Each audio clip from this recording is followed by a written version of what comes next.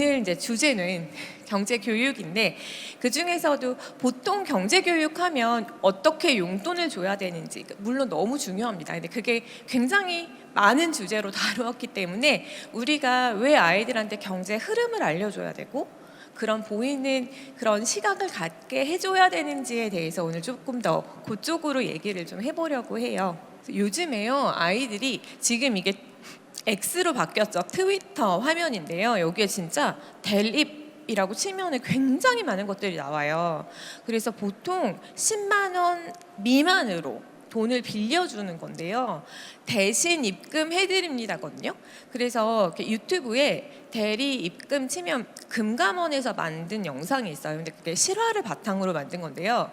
여고생이 왜 아이돌 본인이 이제 좋아하는 최애 아이돌의 그 앨범이 나왔는데 그걸 사고 싶어가지고 돈을 빌린 거예요. 10만 원을 빌렸는데 대리입금 저기 눌러서 했더니 일주일간 빌리고 그러면 수고비로 2만 원 줘.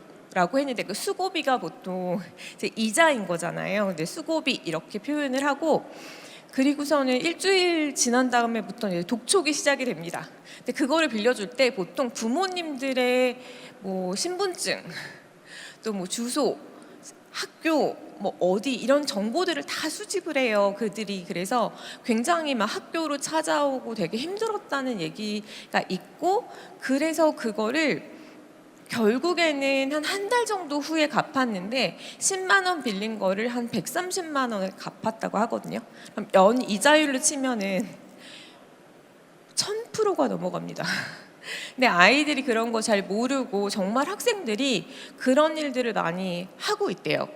그리고 이들이 법정 최고 이자율이 20%잖아요. 연 20%인데 이들이 10만 원 미만으로만 빌려주는 게 여기도 보시면 뭐 4만 원까지만 해드릴게요. 이러는 게 그거는 법적으로 규제를 안 받는데요. 그래서 그런 거에 대해서도 아이들이 정말 저런 일을 많이 하는구나. 이거에 대해서도 알게 해줘야 되겠다. 이런 위험하다는 거를. 그리고 이제 요즘에 아이들부터도 쓸 수 있는 카드들이 많아요. 그러니까 동전 관리 못 하잖아요. 그래서 되게 많이들 하고 계시고 체크카드로 아이들 패밀리카드 해주시고 하는데요. 물론 체크카드에는 해당이 되진 않지만 신용카드에 이제 20대 되면은 대학생들이 되게 저 리볼빙을 많이 이용을 한대요. 근데 많이들 아시겠지만 모르는 경우들이 많은 거예요. 그 리볼빙이라고 하는 게 이제 영어로는 돌리다라는 의미잖아요. 근데 그게 지금 그러니까 할부로 산 거 말고요. 이제 이번에 갚아야 되는 건데 돈 이번에 카드 결제 대금이 100만 원인데 내가 지금 100만 원이 없네? 그러면 이번에는 10만 원만 갚을게요. 90만 원은 뒤로 밀어주세요 하는 게 이제 리볼빙이잖아요. 근데 그런 거를 이렇게 이제 이거는 제 카드 내역인데요. 여기 보면 미납 결제 없이 결제 뭐 이런 식으로 되어 있는 거 누르면 그게 바로 리볼빙이더라고요. 그래서 넘겨주는데 이거 연체 안 되고 그냥 넘겨줘요 하니까 사람들이 그냥 별 생각 없이 이용을 하는데 이자율이 꽤 높습니다. 이게 19.9%까지도 받는데요. 그러니까 거의 법정 이자율 다 받는 거거든요. 그래서 이게요. 20대 인터뷰한 걸 봤는데 리볼빙 모르셨어요? 라고 하는데 본인이 가입되어 있는지를 몰랐대요. 근데 왜 그런 거 있잖아요. 카드사에서 전화해가지고 되게 좋은 서비스가 있어요. 연체 안 되게 해드려요? 밀어드려요. 가입하시면 커피 쿠폰도 드려요. 해가지고 네 할게요 했는데 이제 그걸 모르고 있다가 나 이번에 많이 쓴 것 같은데 조금 덜 나왔네? 라고 생각하다가 이게 어디까지 리볼빙이 되냐면요. 카드 한도까지 되거든요. 그래서 문제다. 이런 것들도 많이 알려줘야겠다. 학교 졸업하기 전에 아이들이 집에 있는 시간이 많아졌잖아요. 그러면서 이게 막 슈퍼챗도 날리고 했는데 1억 원을 초등학생이 썼다는 거예요. 슈퍼챗으로. 근데 그게 전세금이었대요. 그래서 굉장히 큰 문제가 있었다라는 얘기가 있고 이거는 유명한 그 경제학자인데 이제 인적 자본에 대해서 계속 연구하셨던 분인데요. 해크먼이라는 분이 연구를 했더니 어릴수록 그 인적 자본을 투입했을 때 나중에 그러니까 그런 효과가 크다. 그래서 어릴 때 교육을 해야 되고 이게 금융교육에서도 마찬가지겠구나 그런 생각이 듭니다. 근데 어떤 삶을 살기를 바라나 이걸 이제 생각을 해야 되잖아요. 저는요 아이들이 지속 가능한 경제 생활을 하는 소비자, 투자자 됐으면 좋겠거든요. 우리 진짜 100세 시대라는 얘기 너무 오랫동안 들었는데 진짜 요즘에는 보면 저희 할머니도 그러시고 90세 넘으셨거든요. 진짜 그렇게 오래들 사시는 것 같아요. 그래서 근데 은퇴는 여전하잖아요. 은퇴는 60세까지 해도 잘하는 건데 그러면 그 이후로 3, 40년 먹고 살아야 되니 우리가 지속 가능한 소비를 위해서 어떻게 투자를 해야 되고 어떻게 소비를 해야 되고 라고 하는 측면이 있고 또 요즘 환경 문제 굉장히 심각하죠. 그래서 환경뿐만 아니라 여러 가지를 같이 고려해가지고 뭐 ESG 경영도 되게 핫하고 해서 사회적으로도 그렇게 지속 가능했으면 좋겠다 라고 생각을 했고요. 아이들은 경제하면 떠오르는 거 물어보면 뭐 대답할 것 같으세요? 돈이 제일 많이 나오고요. 그리고 주식 많이 나오는데요. 그러면 주식은 뭘까? 라고 물어보면 보통 저는요 변동성 큰 게 좋아요. 도박이에요. 막 이런 식으로 대답하는 애들이 많아요. 근데 이런 생각을 하면 아이들이 안 되겠다, 위험하겠다라는 생각이 들었고요. 그래서 투자에 대해서도 조금 더 올바른 가치관을 길러줘야 되겠다라는 생각이 들었거든요. 근데 사실 사람들이 정말 그 주식에 관심을 더 많이 갖게 된 게 이제 2020년, 21년 지나면서 그랬던 것 같아요. 그래서 주가도 굉장히 많이 올랐었고, 근데 사실 그때 당시에 2020년 초반까지만 하더라도 중반까지만 하더라도 그때 0.5% 기준금리였잖아요. 그래서 정말 예금해도 1% 주고 1년에 1% 주고 하니까 주식으로 또 돈이 되게 많이 여러 가지 이유가 있지만 그랬던 거 아닌가도 싶어요. 그래서 보니까 내 수익률이요 10대가 너무 가장 높았던 게 인상적이었는데 왜 그럴까를 생각해 봤거든요. 그랬더니 보통 이제 부모님이 자녀들 위해서도 많이 해주시잖아요. 근데 자녀들 위해서 해주는 건 회전율이 좀 낮아요. 잘 사고 팔지 않아요. 그래서 막 나는 시기를 보면서 사고 팔아야지를 하면서 굉장히 그거를 잘못 놓치시는 경우가 많죠. 그래서 아이들께 오히려 더 수익률이 높았다. 20년에는 굉장히 진짜 코스피 자체가 한 30% 올랐던 것 같아요. 그래서 정말 많이 했던 것 같아요. FOMO라고 해가지고 Fear of Missing Out이라고 표현을 하죠. 그래서 그때 2020년, 21년 막 이때다 되게 주식에 소질이 있나 봐 막 이러면서 막 회사 그만두고 파이어족 할 거야 했던 분들이 많이 힘들어지셨다고들 하더라고요. 게다가 이제 빌려가지고 투자도 하고 비투도 하고 영끌도 하고 했는데 변동금리로 받으니까 막 금리가 막 올라가면서 굉장히 힘들어졌다고들 하죠. 왜 연끌을 하셨습니까? 라고 물어보면 대답이요. 되게 합리적이세요. 금리는 10년 동안 내렸고요. 집값은 계속 올랐어요. 그러면 당연히 지금이라도 빌려서 사는 게 낫지 않겠어? 라고 합리적인 생각을 하셨을 것 같아요. 그랬는데 안 된 거죠. 그랬는데 빌렸는데 또 변동금리로 빌렸고 너무 힘들어졌고 근데 이런 거를 봤을 때 아이들한테도 경제 흐름이 필요하구나, 알려주는 게 필요하구나라는 생각을 했어요. 그러니까 이게 물론 파월 의장도 힘들게 잘 몰랐지만 신문에서도 계속 이런 게 나왔어요. 코로나 이후에 정말 많이 미국에서도 돈을 살포했다.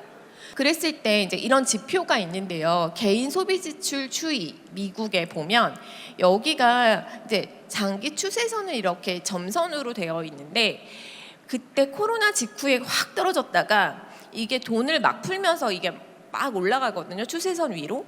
근데 이런 거를 봤을 때 이런 거를 알 수 있었다면 이거 물가 오르겠는데 라고 짐작했을 수도 있을 것 같아요. 그래서 이런 걸로 그러면 물가가 그렇게 올라가면 금리를 올릴 것이고 금리를 올리면 이제 내가 변동금리로는 안 하면 좋겠다 이런 생각도 할 수도 있지 않았을까. 그래서 조금 물론 시나리오가 너무 여러 가지가 있기 때문에 그런 것들을 거시경제를 예측하는 건 정말 불가능하지만 그래도 이럴 수 A라는 시나리오가 있고 B라는 시나리오가 있고 C라는 시나리오가 있다. 이런 것들을 고려할 줄 아는 사람으로 키워야겠다라는 생각을 했습니다. 그래서 지금 이렇게 됐고 이런 것들이 다 영향을 미쳐서 자기 자산 관리나 투자나 이런 거에도 영향을 주는 거죠. 미국에서 금리를 막 올리기 시작하니까 우리도 따라 올릴 수밖에 없다는 건 아시잖아요. 그러니까 우리는 그러니까 자본 유출이 되면 또 안 되기 때문에 그런 것들도 있고. 근데 이게요, 또 어떤 분들은 그러니까 그래서 이렇게 힘들어졌다라고 하는 이유가 있어서 이제 경제 흐름을 읽을 수 있도록 해야겠다는 생각을 했고요. 너무나 이제 위대한 경제학자 케인즈, 존 메이너드 케인즈가 얘기를 했던 거는 사실 우리가 많이 하고 있는 게 이제 트레이딩인 것 같거든요. 많은 분들이 하고 계신 게 그걸 이제 투기라고 표현을 하셨고, 시장 심리, 가격 변동 이거 보면서 이제 내가 막 들어갔다 팔았다 하는 거를 이제 투기라고 보셨고요, 이분은. 그리고 투자라고 하는 거는 어떤 기업이 생명이 끝날 때까지 얼마나 가치가 나올까 이거를 따져가지고 그걸 현재 가치로 환산해가지고 이렇게 투자하는. 근데 케인즈는요, 정말 경제학자들이 보통 그렇게 돈을 잘 벌지 못하는데 케인즈는 돈을 많이 벌었다고 알려져 있잖아요. 굉장히 투자 잘했다. 근데 욕심을 부려서 한 게 아닌 것 같더라고요. 그러니까 진짜 그때 왜 경제 대공황이 있었잖아요. 그때 기업들이 막 파산하고 그러니까 그렇게 안 되게 하려고 본인이, 그러니까 영국 귀족 출신이더라고요. 근데 그렇게 안 되게 회사를 돕는 차원에서 그때 많이 이렇게 주식을 사준 거죠. 그랬더니 이제 그 경기가 회복되면서도 굉장히 돈을 많이 벌었다 이런 얘기가 있어요. 가치 투자의 원조가 벤자민 그레이엄이고 또 그 제자 워렌 버핏 다 알고 계시는 그런 분들이 가치 투자 얘기를 하는 것 같아요. 그래서 기업에 대해서 잘 분석을 해가지고 좋은 회사 주식을 싸게 사라. 말은 너무 쉬운데 진짜 어렵죠. 너무 그렇죠. 그리고 워렌 버핏이 그런 얘기도 했지만 또 자기 자신한테 투자하라는 얘기를 이 학생들한테는 하더라고요. 어린 아이들한테는. 그것도 되게 맞는 얘기 같다. 그래서 아이들한테도 자신의 성장을 위해서 투자하는 게 너네는 지금 되게 필요한 거야 라고 얘기하고요. 저도 집에서 했던 건데 아이들 그 경제교육 책 중에 레몬으로 돈 버는 법이라고 되게 얇은 동화책이 있어요. 근데 그거를 보고요, 거기서 주인공이 레모네이드를 팔거든요. 자기도 하고 싶다는 거예요. 그래서 막 밖에 나가서 팔고 싶다는 거예요. 그래서 너무 하고 싶은데 못하니까 안타까워서 그럼 집에서 할래? 그래서 집에서 이제 카페를 차리고 집에 오는 손님, 사실 친척들이죠 보통. 친척 아니면 엄마 아빠 그리고 사촌 동생 막 이런 사촌 동생이 바로 옆에 살고 하니까 되게 자주 왔어요. 그래서 이모부 이게 이제 손님이에요. 그래서 이집트 카페라고 이집트에 대한 걸 너무 좋아해가지고 이런 식으로 이제 만들고 로고도 만들었어요. 스타벅스랑 비슷하게 만들어가지고 저희가 가족 신문을 집에서 만들곤 하는데 그때 이제 광고도 되고 이제 메뉴를 했는데 여기 최종 메뉴판이라고 써 있잖아요. 그게 왜 최종 메뉴판이냐면요, 처음에는 얘가 많이 팔고 싶어서 싸게 매겼어요. 그랬는데 저는 나중에 너의 재료비를 다 받아야 되겠다 해가지고 재료비도 받고 커피 머신에 대한 그 기계 대여료도 받고 그랬거든요. 근데 남는 게 없는 거예요. 손실. 그래가지고 안 되겠다. 그래서 얘가 이제 투자 뭐 어떤 만들어야 되는 그런 재료를 사는 것도 뭐 투자도 좀 뭐 이모한테 받으려고 막 이런 투자 설명도 하고 그러면서 나중에 결국 결정됐던 가격인데 나중에는요 사촌 동생한테는 좀 싸게 팔고 하는 것도 하더라고요. 걔네는 용돈으로 사야 되니까. 그리고 이제 지출 계획도 짜보고 했었는데 그래서 실제로 이제 했던 그런 모습들이고 메뉴도 만들고 그래서 이런 것도 뭐 투자에 대한 개념을 또 회사에 대한 운영 이런 것도 해볼 수 있는 그런 교육이 됐던 것 같고요. 어쨌든 투자도 진짜 투자도 해야 되지 않을까. 근데 물가가 3%씩만 올라도 한 24년 지나면 그 돈의 가치는 반토막이 되잖아요. 그리고 2% 이제 한국은행에서 이제 가장 좋다라고 하는 물가 상승률 1%라고 하더라도 36년 되면 돈의 가치는 반이 되고 물론 예금이 그거에 따라주면, 예금 금리가 따라주면 괜찮은데 그거보다 안 됐던 때도 많이 있었기 때문에, 그러면 그거를 위해서라도 투자는 하긴 해야 되겠다 라고 해서 이제 생각을 할 때 한 방을 노리지는 말아라라는 얘기를 하고, 사실 너무 지루한데 분산 투자, 뭐 시점 분산, 자산 분산 이런 얘기를 할 수밖에 없더라고요. 그래서 주식도 이제 가치 투자에 대한 것도 얘기를 하는데, 좋은 회사 싸게 싸는 법 이런 거를 하는 건 정말 공부하는 방법도 많죠. 그리고 정말 많이 공부해서 해야 되는 것 같고요. 근데 그거 모르겠으면 인덱스 해라 이런 식으로 얘기도 하고, 여러 가지로 진짜 많이 나누게 얘기도 하고 있고. 근데 사람들이요, 이거 그냥 간단하게 얘기를 해보면, 만약에 주식 채권 50-50으로 했다, 나는 이렇게 하고 싶었어 그랬는데 2년 후에 보니까 주식과 채권이 150, 주식은 150이 되어 있는데 채권은 50이에요. 어떠세요? 마음이 어디에 더 하고 싶으세요? 주식 더 하고 싶은 분들 많으시죠? 그래서 그렇게 많이 되는데요. 그렇게 하지 말고 리밸런싱을 할 때는 이제 이론상 이렇게 해라, 진짜 기계적으로. 그래서 주식을 줄이고 채권을 이렇게 더 많이 빼서 해라. 이렇게 한 번에 주식으로 몰지 말고, 이런 얘기를 하는 거고, 실제로 저도 그렇게 하고 있습니다. 그 주식 얘기를 할 때요, 그러니까 가치 투자를 해서 진짜 좀 싸게 사는 법, 괜찮은 회사인데 싸게 사는 법을 공부해서 하는 것도 되게 좋은 것 같고요. 잘 모르겠다, 난 시간도 없고, 그러면 이제 저는 그냥 시장을 따라가는 것도 괜찮아 라고 얘기를 하는데, 그렇게 하려면 주식은 조금 길게 보는 게 낫다, 시장 따라가려면. 근데 시장도 우리나라 시장만이 아니라, 우리나라 시장 어떻게 될지 모르니까 우리나라만이 아니라 전 세계에 그렇게 시장을 따라가는 것도 괜찮지 않을까라고 얘기를 하는데, 보통 이런 사이클은 이제 교과서에 나오는 사이클이잖아요. 좋았다 나빴다를 반복을 하죠. 좋았다 나빴다를 반복을 하는데, 제가 만약에 막 그 정점에 주식을 산 거예요. 인덱스를 샀다고 하더라도. 그랬는데 한 5년 지나고 10년 지났는데도, 그랬는데도 여기 사이클상에서 그 안 좋은 상황으로 갈 수 있거든요. 근데 그게 20년 되고 30년 되면 괜찮지 않을까. 고점에 샀다고 하더라도. 코스피 지수가 있잖아요. 지금 2600 뭐 이 정도, 2500 이 정도 되는 것 같은데, 그러면 지금 2600이라고 하면은 26배가 된 거죠. 그래서 그러면 몇 퍼센트예요? 엄청난.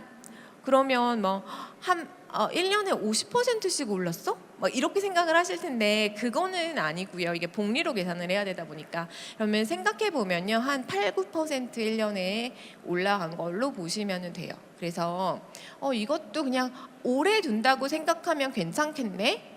근데 사실 아까 10년 얘기를 했던 게요, 우리나라 코스피 박스권에 있었죠 한동안. 그래서 보시면 10년 동안 그대로, 그리고 5년 동안 계속 하락만 하고, 이런 경우도 꽤 있었어요. 그래서 아주 이런 인덱스를 하려면 이제 길게 보고 하는 게 좋겠다. 미국의 이제 대표적인 S&P 500도 지난 25년간 연평균 수익률 하면은 9% 정도 나오더라고요.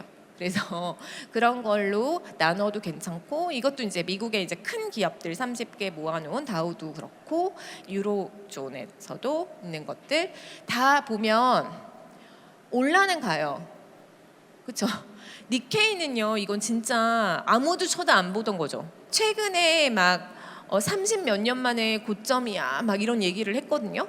근데 최고치가 아니에요. 1989년이 최고였고요. 지금 아직도 그거를 안 됐어요. 보통은 채권하고 주식 가격하고는 반대로 가는 경우가 많은데, 대부분 작년에는 둘 다 안 좋았잖아요. 근데 그런 이유, 뭐 왜 채권하고 금리하고 그렇게 됐는지, 이런 것들도 제가 여기서 다 할 수는 없을 것 같고, 지금 조선일보 머니에서 재테크 숟가락이라는 거를 하고 있어요. 그래서 한번 관심 있게 봐주시면 좋을 것 같고요. 그리고 제가 경제 흐름을 읽을 수 있도록 하자, 이제 지금까지는 이제 한방 노리지 마라고 하는 거였다면 이제 경제 흐름을 읽을 수 있도록 하는 그런 교육 사례를 말씀을 드리려고 해요.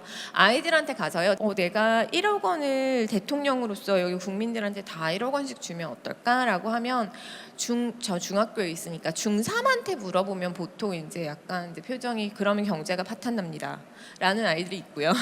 1학년한테 물어보면 보통은 좋아해요. 그래서 제가 초등학생들한테도 이제 한 달에 한 번 정도 강의하는 게 있어가지고 이제 해보면 이거 초등학생들 대답이에요. 저 뭐 사고 싶어? 돈 있으면 그럼 버즈 그리고 뭐 콘서트 티켓들 아이들이 막 좋아하는 걸 다 적어가지고 바로 그 자리에서 이제 PPT에 적어요. 그러면서 이게 이 바구니에 다 담겼어라고 하면서 제가 이제 봉투에다가 이 물품 꾸러미를 경매로 팔게라고 하거든요. 근데 돈이 있어야 되잖아요. 돈을 바둑알로 뿌립니다.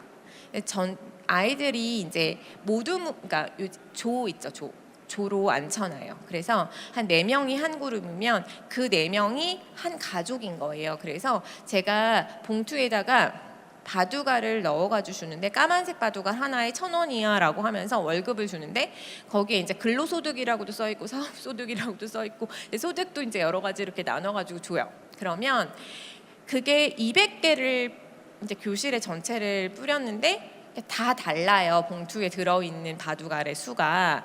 그거는 우리는 아이들이 불공평하다고 하지만 우리 사회가 원래 그래. 어떤 집은 사업 잘 되고 어떤 집은 잘 안 되고 하잖아요. 그래서 그렇게 나눠줘야 경매가 진행되기 때문에 그렇게 또 주고요. 그렇게 해서 판매를 하는데 저렇게 제가 이제 봉투에 넣은 걸 이렇게 들고 판매를 하거든요. 그러면 처음에는 그러니까 지금 교실에 뿌린 돈이 20만 원일 때 한 15,000원, 뭐 만 얼마 그 정도에서 경매가 이제 낙찰이 되는 경우가 많아요. 그런 다음에 그 아이한테 그 집에 그걸 주고 간식 먹어도 된다고 그리고 또 똑같은 거를 2번 더 팔거든요. 근데 그때 2번 더 팔 때 돈을 또 뿌려요. 그래서 또 20만 원 뿌리고 그러면 40만 원이 뿌려져 있는 상태인데 처음에 이제 물품 꾸러미를 팔았기 때문에 그 낙찰 가격을 제가 받은 거죠. 그래서 뭐 30 얼마가 이제 교실에 있을 때 그때는 한 4만 얼마에 팔려요, 보통. 그리고 제가 그 다음엔요 고액권을 발행하는데 이제 고액권이 하얀 바둑알입니다. 그래서 하나당 5,000원 해가지고 200개를 뿌려서 그게 이제 100만 원인 거죠. 그래서 100 몇십만 원이 교실에 돌아다니고 있는 이 상황에서는 진짜 많이 올라가서 막 10몇만 원에도 팔리고 그러거든요. 그래서 그런 것들을 보면서 돈이 많아지면 물가가 오르는구나 이런 거를 알게 하는 거죠. 느끼게. 그래서 통화량과 물가는 양의 상관관계에 있어. 그런 식의 인과관계와 상관관계도 다르고 어떻게 봐야 되는지 이런 얘기도 같이 하면서 얘기를 해주고요.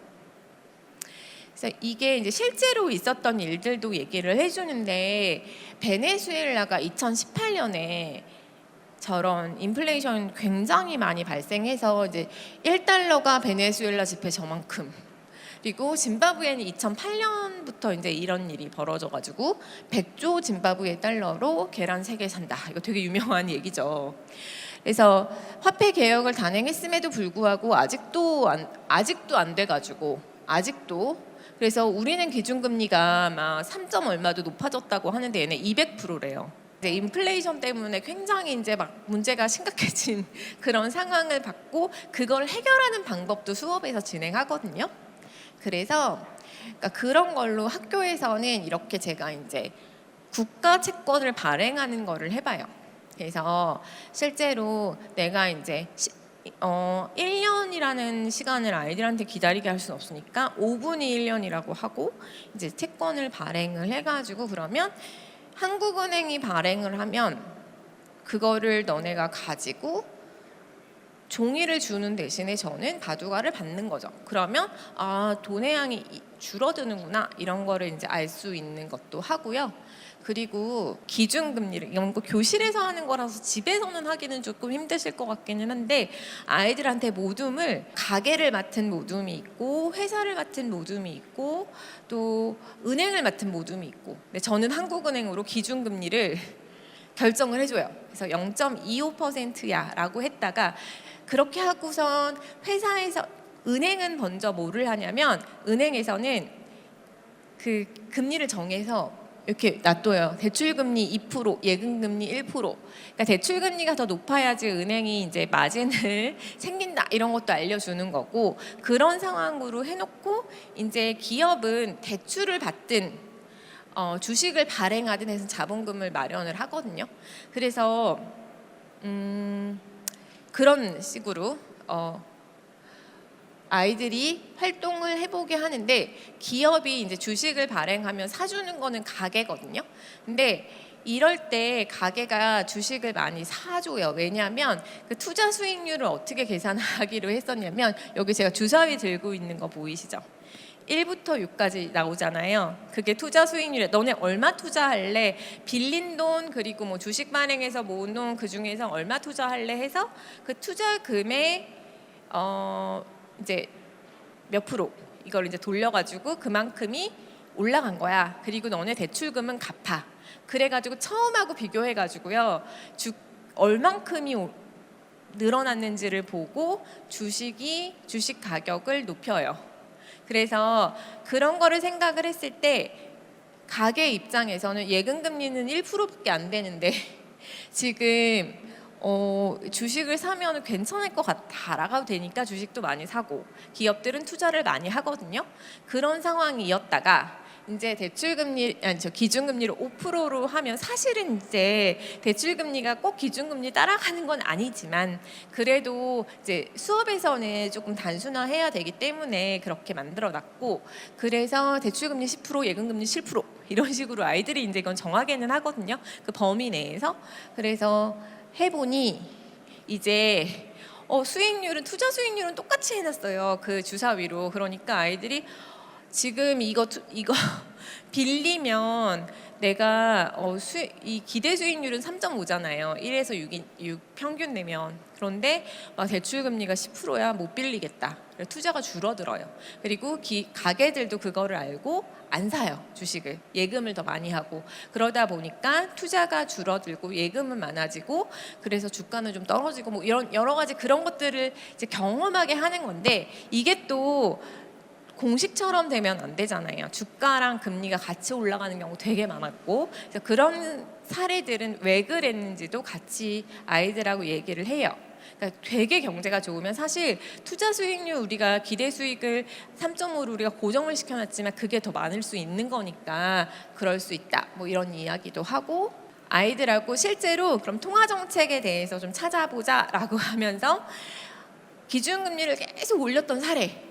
계속 낮췄던 사례 아니면 낮은 상태로 계속 유지했던 사례 이런 것들을 찾아보게 기준금리 추이 여기 QR을 넣어놓고 아이들한테 이제 찾아보게 하는 거예요. 그러면서 신문에서도 어떤 그때 당시의 상황이 어땠는지를 또 찾아보게도 시키고 해요. 이게 이제 그 QR 들어가면 여기가 나오는 거고 여기에서 어떤 시점을 정하면 그때 당시 기사가 어떤 게 나왔는지를 검색을 또 하게 하고 또 그 이유들은 통화신용정책 보고서에 나오기 때문에 그런 것들도 찾아보게 하고 그렇게 해서 좀 적어보게도 하고 있습니다. 그래서 아이들이 했던 거고요.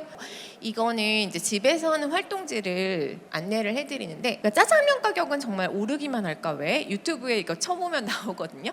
그리고 실제로 이제 물가정보 들어가면 옛날 가격이 나와요. 그래서 얼마였지? 저 때는 라면이 20원이었어. 1970년에는 지금은 뭐 얼마? 이런 식으로 그런 것도 비교를 해보고 아이들하고요. 100만 원으로 장보기 리스트 이거를 해보는데 그러니까 지금 현재 물가로 그러니까 왜 뭐 쿠팡을 들어가도 되고 지마켓을 들어가도 되고 이제 뭐 너가 사고 싶은 거를 100만 원 갖고 우리 적어보자 요거를 하거든요. 근데 이거를 해보고 30년 전에 100만 원으로 사보고, 그거는 물가 정보 아까 보여드렸잖아요. 그런 거를 토대로 해가지고 한번 짜보고, 그리고 30년 후로 가서도 짜보고, 여기 QR에는 뭐를 해놨냐면 제가 물가 상승률 2%로 가정을 했을 때 가장 안정적인, 그랬을 때 30년 후의 물가를 지금 물가에서 이제 좀 올라가게 해놨거든요. 그래서 그거를 보면서 아이들하고 엑셀에다가 이렇게 적어보는 그런 일을 하고 있습니다. 그래서 그런 거를 하면 아이들이 이런 얘기는 안 하겠죠. 이게 인터넷에 돌아다니는 짤이었어요. 통화량 증가로 화폐 가치가 왜 하락해? 전화 많이 하면 그렇다는 거야? 막 이런 식의 거시경제를 왜 배워야 돼가 아니라 그냥 자연스럽게 알게 되는 것 같아요. 물론 물가가 상승하는 거, 인플레이션이 발생하는 원인은 너무 여러 가지가 있지만 우선 통화 가치에 대한 것도 아이들한테 이제 배울 수 있게 해주는 거고, 집에서 하는 활동들도 되게 많아요. 그러니까 경제 이론을 가르쳐 주는데 아이들하고 간식 먹으면서, 아이가 좋아하는 초코파이를 먹으면서, 뭐 던킨 도너츠를 먹으면서 너 하나 먹었을 때 만족감이 얼마가야? 1부터 10 사이에서 적어봐. 2개 먹었을 때 개수로 하기는 너무 건강에 안 좋을 것 같다. 한 입 먹고 그 다음에 한 입 먹고 이렇게 해보면 보통은 이런 식으로 되거든요. 그러면 이게 그럼 어디에 적용되는데? 우리가 했던 그 초코파이를 먹었을 때 점차 한 입당 만족감이 줄어들었잖아. 그게 여기 반영되어 있어라고 하는 것도 이제 생활 속에서 같이 얘기를 하는 거거든요. 그래서 보면 하루짜리 티켓은 5,800엔이거든요. 근데 2일짜리 티켓을 사면 10,000엔이에요. 그러면 하루 추가되는 거의 가격은 떨어져 있죠. 그리고 3일짜리가 되면 12,900엔. 이렇게 하루 추가될 때 비용은 싸져요. 그런 게 이런 거에 적용이 된 거구나. 아까 우리 초코파이 한 입 먹고 두입제가 한 입 처음 먹었을 때보다는 떨어져 있으니까 이런 게 이런 데도 반영이 되어 있고, 뭐 또 찾아봐 그러면은 사실 학생들 같은 경우에는 뭐 저희 스터디 카페를 연으로 끊었을 때, 뭐 헬스장을 연으로 끊었을 때랑 하루씩 끊었을 때랑 가격이 달라요. 이런 것도 얘기하고요. 그리고 묶음 상품 있잖아요. 이렇게 묶어서 팔면 싸게 파는 거, 이런 것도 이런 이론이 반영된 거야 라는 얘기도 하고, 찾아보고 생활 속에서 그런 거를 많이 하고 있습니다. 그래서 제가 아까 그 물가 타임머신 아이들하고 집에서 해봤잖아요. 그거를 활동지들을 좀 모아놨어요. 그래서 여기에 이렇게 한우리에다가 그거를 올리고 매달 기고 하고 있는데, 그거를 모아서 여기 해놨으니까 이거 QR 찍어 가시면 거기서 이제 다운받아서 하실 수 있습니다. 그리고 제가 했던 이런 활동들이나 아이들하고 할 수 있는 거를 여기 책에 담아놨고, 또 블로그에 수업 자료를 올려놨어요. 그래서 블로그도 이제 거기 들어와서 만약에 뭐 학교 만약에 선생님이 계시다면 그것도 괜찮을 것 같고, 집에서 하실 수 있는 건 사실 아까 그런 활동지가 더 좋을 것 같고요. 그리고 질문이 있으시면 이메일로 또 질문해 주시면 답변 드리도록 하겠습니다. 네, 이제 Q&A를 진행해 볼 건데요. Q&A는 박람회 사전 등록 때 보내주셨던 질문 몇 가지를 선정해 봤습니다. 먼저 첫 번째 질문 띄워드리겠습니다. 교사로서 경제교육을 하실 때 아이들이 변화하는 모습을 보신 경험이나 사례가 있으신지 궁금합니다. 네, 아이들이요. 지금 말씀드렸던 것처럼 이런 식으로 그러니까 체험을 통해 가지고 알게 하니까요. 경제 원리가 사실 어떤 사람들은 그러거든요. 교육청에서도 제가 이제 교육 자료 제작도 많이 하고 하는데, 이론은 다 빼자.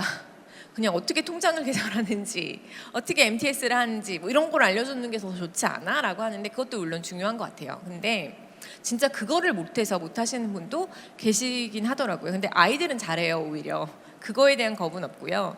근데 제가 느낄 때는 아까 말했던 그런 경제 흐름에 관심을 갖는 거, 이런 게 이렇게 놀면서 하면 관심을 그냥 갖고 본인이 이게 뭔가 공부라는 생각이 아니고 그냥 알게 되잖아요. 그래서 생활 속에서 경제 원리들을 막 찾아서 이것도 경제가 들어가 있는 것 같아요. 그러니까 보는 게 다 경제로 보이는 거죠. 사실 아닌 게 없으니까 다 수학으로 보이고 경제로 보이고 법으로 보이고 다 그럴 수 있잖아요. 그런 식으로 그런 게 관심을 되게 많이 갖는 거를 느껴요.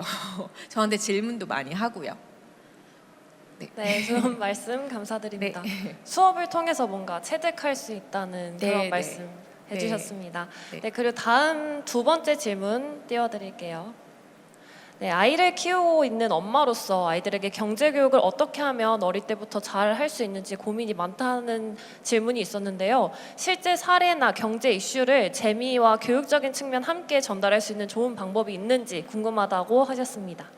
네, 아까 그 물가 타임머신 활동했던 거 보여드렸잖아요. 그런 것처럼 여러 가지가 있어서 제가 그 QR코드 아까 드린 거 들어가 보시면 보실 수 있는데 지금 한 10개 정도 올려놨고요. 계속 더 업데이트 할 거고 뭐 ETF의 개념을 알려주고 싶다. 그러면 우리 집에서 사용하고 있는 여러 물건들 있잖아요. 좋아하는 물건들 뭐 이런 거를 가지고 그럼 이거에 대한 거를 여러 가지를 놓고 이거를 펀드처럼 만들어 볼까라고 할 수도 있고 또 아이들이 그냥 그러니까 사실 내가 뭘 잘하는지 이런 거를 그러니까 진로 얘기예요. 근데 그런 것도 찾기 되게 어려운데 오히려 너가 잘하는 거가 뭐가 있을까를 또 생각하면서 그런 거를 통해서 뭔가를 만들어내는 거 또 무슨 그러니까 집에서도 그런 거를 너가 잘하는 거를 이용해서 재능을 이용해서 뭔가를 해서 뭐 판매도 해보고 하는 것들도 같이 하고 있거든요. 그런 활동들도 제가 적어놓은 것들 아까 거기 다 있어서 그런 것도 해봐도 재밌는 것 같아요. 그러니까 뭐 어떤 게 사업을 하는 거고 내 재능은 무엇이고 이걸 같이 이제 알아갈 수 있게 하는 거 다양한 사례들이 있는 것 같습니다. 가정에서 교육 방법 QR코드로 꼭 네, 확인해 네. 주셨으면 좋겠습니다. 네. 그리고 마지막으로 세 번째 질문이 있는데요. 어린이에게 경제 교육을 시작하는 적절한 시기가 있는지 그리고 어떤 내용부터 시작하는 게 좋을지 궁금하다는 질문 해주셨습니다. 아, 적절한 시기는요. 그냥 어릴수록 좋은 것 같아요. 그래서 용돈은 언제부터 주는 게 좋냐라고 물어보시는 분들이 많았거든요. 근데 용돈은 그래도 이제 계산할 수 있는 정도 나이. 그래서 한 3학년, 4학년 정도는 되는 게 좋은 것 같고, 근데 이게요 처음부터 많이 줄 수는 없지만 이게 점차 뭐를 해야 된다고 생각을 하냐면요, 진짜 돈 관리를 하는 거, 예산 관리를 하는 거. 그러니까 어떤 분은요, 저는 그렇게까지는 못하는데 학원비까지, 그러니까 모든 거를 다 혼자서 낼 수 있게 돈을 많이 준대요. 그래서 그걸 가지고 본인이 그 안에서 진짜 다 꾸려나가는 거죠. 네, 그렇게 할 수 있게 하려면 어릴 때부터 하는 게 좋은 것 같기는 하고, 그러니까 저는 그렇게까지는 용기가 안 나서 못하고는 있어요. 네, 그리고 보통 처음에 용돈을 주실 때는 일주일 단위가 더 좋아요. 한 달씩 하면은 이제 다 써버리고 문제가 있고, 아까 그 QR 코드에도 넣어놨는데 용돈 계약서 이런 거 작성해 보는 것도 의미가 있더라고요. 그러니까 아이하고 얼마를 줄지도 같이 협상을 하고 그런 거에 대한 왜 그만큼이 필요한지 이런 것도 따져보기도 하고, 그리고 이제 한 번 용돈 계약서를 만들었을 때 끝이 아니고요. 뭔가가 이제 재협상이 필요할 때는 다시 계약을 하거든요. 그런 거 어떤 거를 넣어야 되는지 어떤 걸 고려해야 되는지 어렸을 때부터 하는 게 되게 좋은 것 같아요. 그리고 요즘에 그런 아까 뭐 퍼핀에서도 나오고 우리 부자 여기 하나 부스 있더라고요. 거기서도 보면 하나은행에서도 나오는 그 아이부자 뭐 앱도 있고 여러 가지가 있는데 그런 거를 이용해도 되게 좋은 것 같고, 아이들이 용돈 기입장을 쓰는 거 힘들지만 그래도 앱에서 하는 거는 또 괜찮아 하거든요. 그래서 자기가 뭘 쓰는지 어디에 얼만큼 쓰는지 이런 거를 알 수 있게 하는 거는 되게 도움이 되는 것 같아요. 그래서 아이들한테도 그런 거 할 수 있게 이렇게 하고 있고, 제가 예전에 학생들하고 했던 건데 돈을 쓰는데 되게 돈을 쓰면서도 찜찜한 경우들이 많다는 거예요. 괜히 그냥 사실은 우리가 저축하는 것도 쓰려고 저축하는 거잖아요. 미래에 소비하려고. 근데 소비하는 기쁨도 알려줘야 되는데, 그래서 그런 것도 계획적으로 쓰다 보면 오히려 기쁘게 쓸 수 있고, 또 계획을 했는데 왜 무너지는 부분이 있어요, 사람마다. 어떤 사람은, 아이들은요 보통 이제 뭐 게임 아이템 막 이런 거에 무너져요. 그리고 요즘엔 그게 실시간 이런 게 되게 많잖아요. 근데 거기에 진짜 주식의 변동처럼 그 무슨 피파 게임이라는 게 있는데 뭐 롤도 있고, 거기에 뭐 아이템이 막 되게 비싸게 올라왔다가 막 가격이 떨어졌다 막 이런데요. 그런데 와 지금 싸니까 막 질러야 돼 막 이러는 것들 많이 하는 거죠. 그래서 이런 거를 봤을 때 아예 우리 정하자. 분야, 내가 무너지는 분야가 있잖아. 그 분야를 얘는 얼만큼을 쓰는 거, 그거 알림을 해주는 거, 그런 기능을 해보면 좋겠어요. 그래서 어플리케이션을 개발을 하긴 했었는데, 그게 실제로 이제 금융사하고 이게 얘기를 KB하고 했었는데요. 이게 잘 안 돼가지고 못하기는 했지만 그런 식으로 해서 저희가 특허도 냈었고 했거든요. 근데 그게 요즘에 사실 특허가 진짜 쓰이게 되는 건 너무 힘든 게, 조금만 바꿔도 그런 거 많이 나와 있어요 이미. 그러니까 저희가 생각한 건 되게 한참 전인데 근데 조금만 바꿔도 그거를 안 써도 되기 때문에 조금씩 바꿔가지고 많이들 쓰시고 있고, 이미 어플리케이션 개발되어 있는 거 많이 있어서 그런 것들을 이용해서 알려주는 거죠. 너 여기 게임으로는 인젠 더 이상 쓰지 마라고 알려주면 본인이 본인의 손을 묶는, 뭐 오디세우스 있잖아요. 그 신화에 나오는 그런 것처럼 그렇게 했으면 좋겠다. 이런 것도 아이들하고 같이, 저는 수업하다가 나온 아이디어였는데 이런 것도 집에서 같이 해보시면 좋을 것 같습니다. 네, 좋은 답변 감사드립니다. 오늘 강연은 여기서